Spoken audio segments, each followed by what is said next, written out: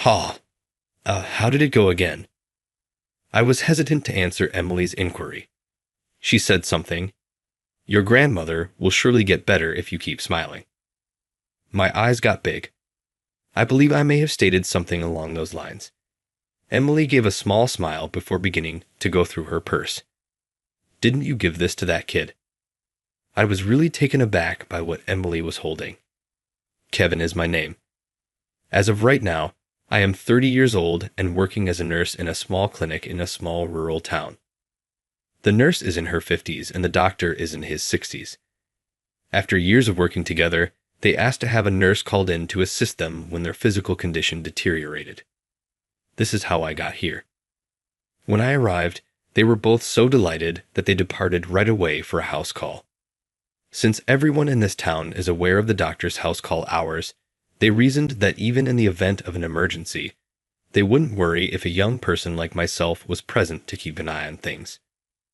To be honest, I felt a little overpowered. Being left in charge was nerve-wracking since, despite the instructions I had received in the morning, I still didn't know where anything was. I made the decision to begin becoming acquainted with the space by looking over every shelf and making notes.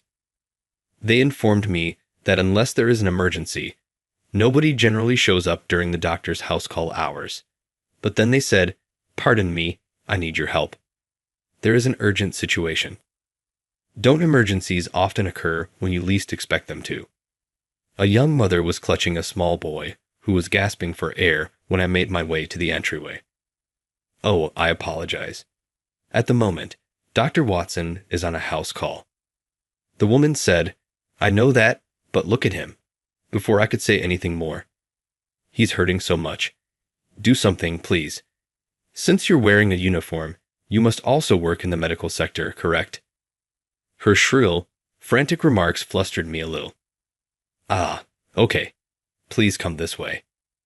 In the examining room, I guided the youngster to a chair. He had a serious injury to his knee, as I could see by looking at him. On his way home from school, he fell. Please assist him right away. I became even more nervous when I heard the desperation in her voice. I had just looked to see where the bandages were, but I couldn't remember where they were. What are you doing? Be quick. Her eyes were about to well up. Watching the youngster groan in agony must have been too much for her. My worry increased as her voice grew more urgent. I'm sorry, could you please wait in the waiting room for a moment? The woman seems perplexed. It's just that your anxiety might rub off on him. I said, I'm sorry, and after comforting the boy, she grudgingly left. Everything will work out. It may hurt a little, but have courage, will you? I was able to gather myself after she went and used water to clean the boy's injuries. I thoroughly examined the cut for any sand or dirt. Despite his pained grimace, the kid remained resilient. Well done. All right, I'll take out the small stones now. As I carefully used tweezers to remove the stones and sand without causing further pain, I told him everything. Dr. Watson came back as I was working on this. From the waiting area, I could hear him talking to the woman. She seems to have relaxed somewhat. I completed treating the wounds, gave the youngster to Dr. Watson, and then went to the waiting area to give the mom an update. I've cleaned his wound of the sand and stones. The remainder will be handled by Dr. Watson. The woman bent her head as I stated that. I apologize. I became agitated. I appreciate your assistance. Please look after him. She spoke in a courteous manner, but it was obvious that she didn't trust me. On my first day, she most likely believed I was an inept nurse. I noticed that I was a little depressed. I learned more about the woman from one of the nurses, Natalie. Emily was her name. It seems that she had only begun teaching in the neighborhood elementary school a year prior. She is intelligent, vivacious, and gives it her all. Even though she is only 24, she is already a well-liked teacher. But sometimes she offers too much. Because of the way she pressured me on my first day, my initial impression of her wasn't great. I found myself hoping that she and those around her would stay healthy. I didn't want to see her too often at the clinic because of illness or injury. I guess that's how uneasy I felt around her at first. But then a month passed. I encountered her many times. Sometimes she would knock on the door before the clinic even opened, carrying an elderly person who had fallen ill on the street. Other times, while I was heading home after work, she'd be crawling on the ground, looking for something someone had dropped. Stop. She seems to be the type who just can't leave people in trouble. Just like Natalie said, she was always giving it her all. Because of that, she sometimes got a bit too intense. When she brought in the elderly person, she begged. They said he's anemic. Please hurry, do something. And when she was looking for the lost item, she dragged me in by saying, "Oh, Kev, perfect timing. Help me look for it."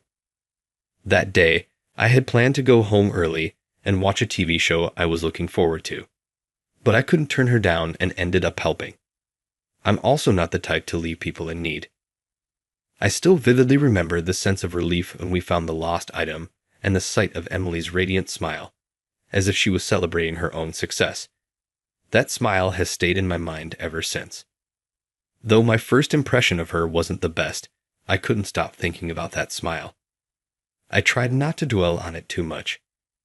Then one day, during these routine encounters, Dr. Watson asked me to deliver some medicine to a patient, so I was walking through the town. It wasn't far, but driving there would have required navigating some narrow roads, so I decided to go on foot. It was a sunny break during the rainy season, and the air was a bit humid. As I walked, I started feeling a bit flushed. Just then, I heard a loud shout, which startled me. Looking toward the sound, I saw the local elementary school ahead. The elementary school, huh? I wonder if Emily's there. With that thought in mind, I glanced over at the school grounds, where I saw the children lining up. As I kept walking, I realized it was some sort of group activity class. The PE teacher was loudly giving instructions. There were kids of all sizes, so it seemed like a whole school practice. This town doesn't have many children. I'd heard each grade only has a few students. As I kept watching, I spotted Emily standing there, rigid in her tracksuit. She looked incredibly tense. PE teachers always have such loud voices, and some of them can be pretty intimidating. At first, I was just thinking casually, but then a strange sense of unease crept in, and I stopped in my tracks. The PE teacher's voice was getting more and more frustrated, probably because the children weren't moving in sync. Then, in the next moment, I pushed off the ground and started running. At the same time, I heard a scream as the crowd started to stir. I'd arrived at the school grounds, and then one by one, the children began collapsing. I shouted at the top of my lungs, "It's heat stroke. Move the kids into the shade. Anyone who can, give them water. Fan them with anything you've got." At my words, Emily muttered hesitantly, "But should we really move them? Should we wait for Dr. Watson to arrive?" I shouted back, "Cooling their bodies down is the priority. I'm a nurse, trust me." Emily's immediate reply, "Yes," echoed, and the other teachers also sprang into action. I quickly called the clinic to ask Dr. Watson to bring any necessary supplies and rush over just in case. I also arranged for an ambulance. Meanwhile, the staff brought thermometers, iced pillows, and water from the infirmary. I went around checking the children, prioritizing the ones who needed help the most. I checked if they could say their names or drink water. For those who were half-conscious or whose hands were shaking too much to drink, I left notes with symbols on them to indicate their condition. Seeing that the teachers, including Emily, were flustered, I gave them instructions. Kids without a note are in relatively better condition. Cool their armpits and necks, and have them drink water slowly. The teachers, now a little calmer, quickly followed my instructions. Emily, too, was trying her best, encouraging the children, "Hang in there, it's going to be okay." At that moment, Dr. Watson arrived in a hurry. "Dr. Watson, I've marked the kids in the order of urgency," I said. Just from that, Dr. Watson understood what I meant. He rushed to the side of a child with trembling hands and began giving precise instructions. After assessing the situation, he directed that the child be moved indoors for IV treatment. Dr. Watson took care of the children with the highest priority. Feeling a bit more at ease, I began checking on the kids who could drink water. As I slowly gave them the oral rehydration solution that Natalie had brought, their symptoms gradually started to improve. Thankfully, none of the kids needed to be taken by ambulance. The paramedics explained that my quick response had made all the difference. The PE teacher, however, seemed confused by the unexpected situation. "It's only June, and all the adults were fine," he muttered in disbelief, which left me a bit frustrated. In this season, the body isn't yet accustomed to the heat.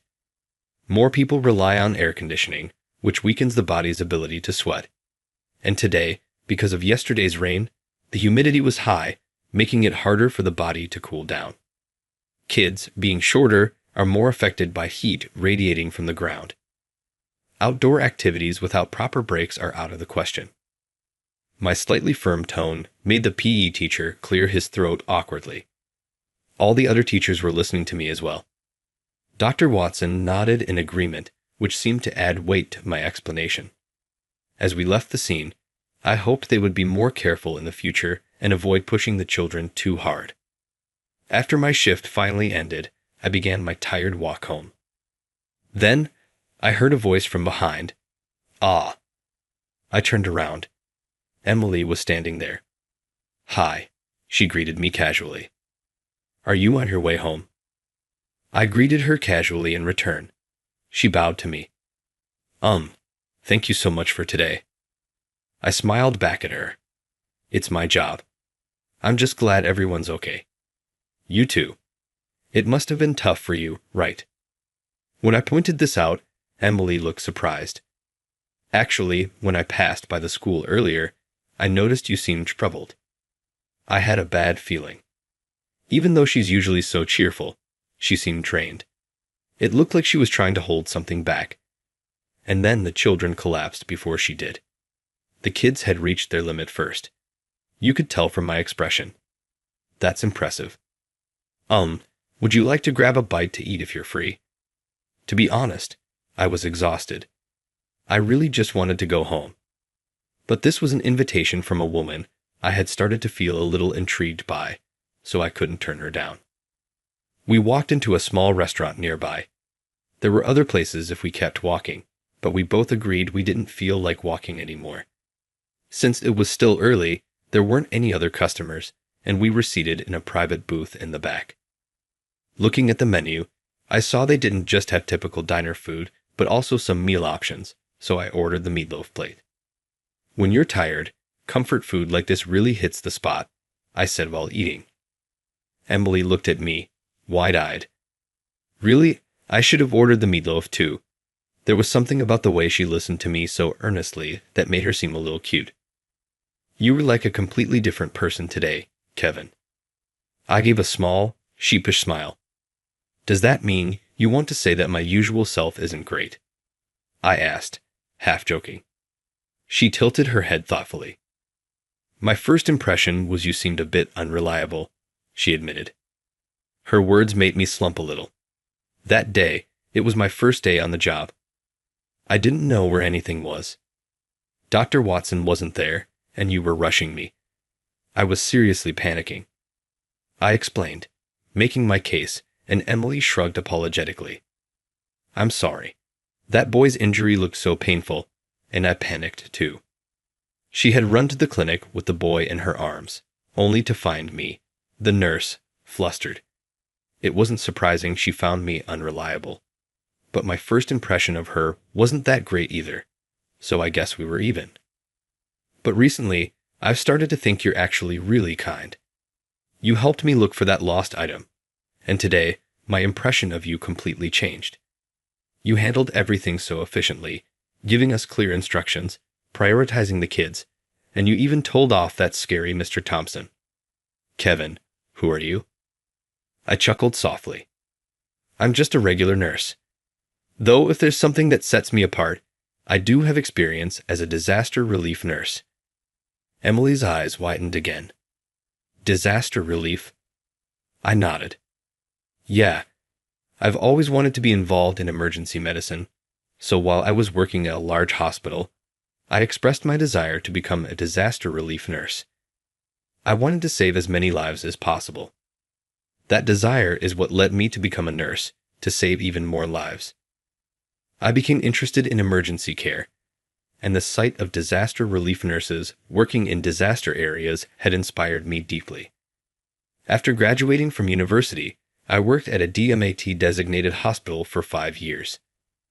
I worked relentlessly, and the hospital recognized my efforts and selected me. I underwent the necessary training and exams and was eventually deployed to a disaster area as a relief nurse. It was the field I had admired for so long, but it was incredibly tough. Every second counted, and my decisions could mean the difference between life and death. The tension and sense of responsibility were overwhelming. There was no time to comfort the anxious survivors. I was constantly forced to make difficult choices, but back then, I wanted to protect everyone, and I got scolded a lot for it. Emily softly murmured, "What did they scold you for?" I groaned a little, thinking, well, for example, scrapes and cuts are low priority medically, but they still hurt, right? I knew they should be dealt with later, but I'd hand out Band-Aids or I'd comfort a little girl who looked like she was about to cry because her relative was in bad shape. Emily leaned in, clearly interested. What did you say to her? I furrowed my brow, trying to remember. How did it go again? As I hesitated, Emily spoke up. You told her, "Your grandmother will surely get better if you keep smiling." My eyes widened in surprise. I think I might have said something like that. Emily smiled faintly, then reached into her bag and pulled something out. Didn't you give this to that girl? In her hand was a small paper crane, carefully folded from washi paper. What? Tears welled up in Emily's eyes. The girl you spoke to, that was me. My parents were missing, and it was just my grandmother and me, both of us shaking in the cold. My grandmother's health had taken a turn, and I asked for help, but her condition wasn't severe enough to warrant immediate attention. All they told me was to keep her warm. I felt so lost, and that's when you spoke to me. A memory of a trembling, desperate little girl flashed in my mind. No way, it can't be. Emily gazed lovingly at the crane in her hand. That paper crane was the one my grandmother had folded for me when I was deployed as a disaster relief nurse. She had entrusted it to me, wishing for my safety. But I felt that the little girl needed it more than I did, so I gave it to her. I saw you getting scolded after you talked to me, too. I scratched my head, feeling a bit awkward. If I prioritized things wrong, lives that could have been saved would be lost. That's what I was taught, and from that point on, I focused solely on the lives right in front of me. As a disaster relief nurse, you might think you didn't do well, but to me, you were an unforgettable hero, even though I didn't realize it until now. Emily said with teary eyes, offering a small smile. It's not surprising you didn't recognize me. It was only for a moment, and I was wearing a mask the whole time. Emily gave me a deep bow. You were the one who comforted me in such a dark time, and I treated you so poorly at the clinic. I'm so sorry. I couldn't help but laugh. I think you're apologizing for the wrong thing. I made a light-hearted joke. Emily laughed too. Because back then, you really did seem unreliable. I'm really sorry. As Emily apologized like a child making excuses, I found her utterly adorable. From that moment on, we quickly grew closer. The day we talked at the restaurant, we exchanged personal contact information. Every time I pass by the elementary school, I feel a little flutter of excitement. I find myself looking around, wondering if she might be there, even though I knew she was too focused on her work to text during the day. I couldn't help but check my phone constantly. I had completely fallen for her. Wanting to see her, I worked up the courage to ask her out for a meal. I nervously waited for her reply, and when it came, it was a yes. I thought it might be the perfect opportunity to confess my feelings, but then, it's been so hot lately, hasn't it? Oh hey, how about we go to the river sometime, maybe next week? She suggested, and my excitement deflated immediately. I can't swim. I didn't want to admit something so uncool, but it was the truth. Really? That's surprising. I scratched my head again, feeling a bit embarrassed. Yeah, so maybe we could do something else. Before I could finish, Emily leaned in eagerly. I'll teach you. I was stunned. Oh, what? I never expected her to respond like that. Completely unaware of my awkwardness, Emily's eyes sparkled with enthusiasm. I'm a really good teacher. I took swimming lessons for years. There's this great spot upstream from here where you can swim. The water's super cold and refreshing. It's settled then, and just like that, the plan was made without much of my input. I honestly can't remember much of the conversation after that. All I could think about was the dread of showing her my embarrassing inability to swim, and any thoughts of confessing my feelings were completely overshadowed by that. Still, I couldn't deny there was a part of me that was looking forward to it. I bet she'll look adorable in a swimsuit. Sitting alone in my apartment, I muttered to myself, even though there was no one around. My face turned bright red. And then the next week arrived. Okay, let's start swimming. Seeing her, I couldn't help but feel a little, just a tiny bit, disappointed. Her swimsuit was a black full-coverage training suit that went from her neck to her knees. She was fully committed to teaching me how to swim. Without warning, she took what I had been holding, the inflatable ring I had been clutching, and promptly tossed it far into the distance. You'll be fine. Humans float, you know. I wanted to complain. I can't swim because I don't float, but I kept quiet and followed her lead. Taking a deep breath, I cautiously dipped my feet into the river. Wow, it's cold. Right? Feels great, doesn't it? Lately, the heat had been unbearable. Even now, the sun was shining down brightly on us, but as soon as my feet touched the water, I felt the refreshing chill. That area is deeper, so let's start in the shallow part to get used to the water. Reluctantly, I waded deeper into the river. Though it had been scorching hot just moments ago, the water was so cold that it sent shivers through me. Wow, that's chilly. I shuddered. Yeah, maybe it's still a bit early for swimming. And look, there's no one else here. Emily voiced what I had been trying not to think about. We were completely alone. Last summer, this place was packed with local kids. It was a Sunday, just at the start of July. Maybe people weren't in the mood for swimming yet. Since no one's here, we can practice as much as we want. Okay, let's start with kicking. Grab my hands. It seemed we were really going to practice swimming. Not considering how holding her hands would make my heart race, Emily smiled at me, completely oblivious. Just as I resigned myself to learning how to swim, I heard a faint cry. I turned around instinctively. What's wrong? Emily's voice was puzzled by my sudden action. I think I heard a cat mewing. I started to explain, but Emily suddenly shouted, "Look over there." She pointed downstream to a spot further along the river. On a rock in the middle of the river stood a small, trembling cat. We have to save it. Without hesitation, Emily was about to swim toward the cat. I barely managed to grab her arm. What are you doing? Let go of me. She tried to shake me off, but I held on tightly. Isn't it deeper over there? It's dangerous. Emily shot me a sharp look. I can swim just fine. If we don't hurry, it'll get swept away. I shook my head vigorously. The current could pick up suddenly. Don't be reckless. Here, this way. I held on to Emily's hand as I walked toward the shore, ignoring her protests. Here, at least use this. I handed her the inflatable ring she had taken from me earlier, then pulled a rope from my bag. You brought a rope? Emily asked, surprised.